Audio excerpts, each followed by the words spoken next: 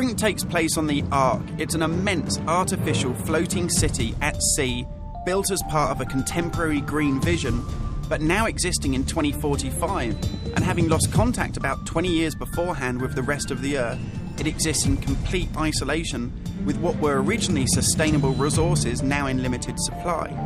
The result of this is that competing social factions have been thrown into an isolated and horrific conflict. We're heading to the Ark's airport.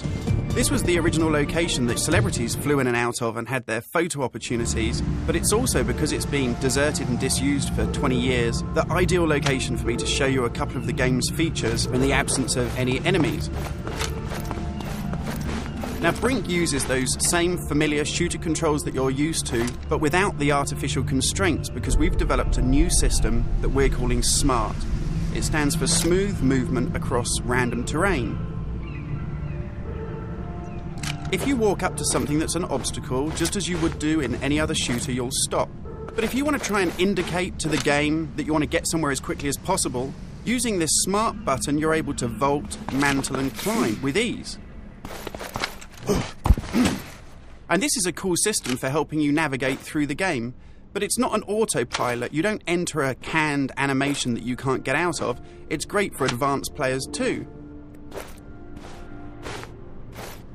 If you're approaching an obstacle, like a security sensor, and you want to make it through that obstacle without perhaps alerting the enemy to your presence, you could just look up, and you'll mantle up and over that automatically.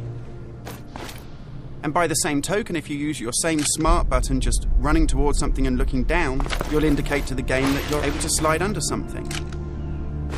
And this is really important because in Brink, we want you to be able to make tactical decisions about where you go and how you play.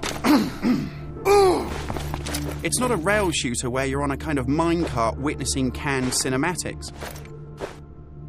And that's important too, because in Brink, irrespective of whether you play offline or online, you can create a cool identity for yourself that really reflects how you want to play the game. So in Brink, you take on a combat role that suits your preferred playing style, whether you're on the front line attacking the enemy or perhaps at the rear doing support. You'll take part in military objectives as part of a coordinated squad.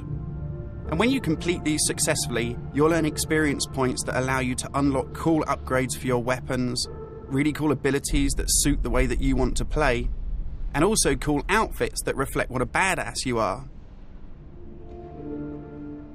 And you can do this irrespective of whether you play offline in traditional single-player style mode with no internet connection, or play cooperatively with up to 7 friends, or go online and play fully where the entire game is full of strangers.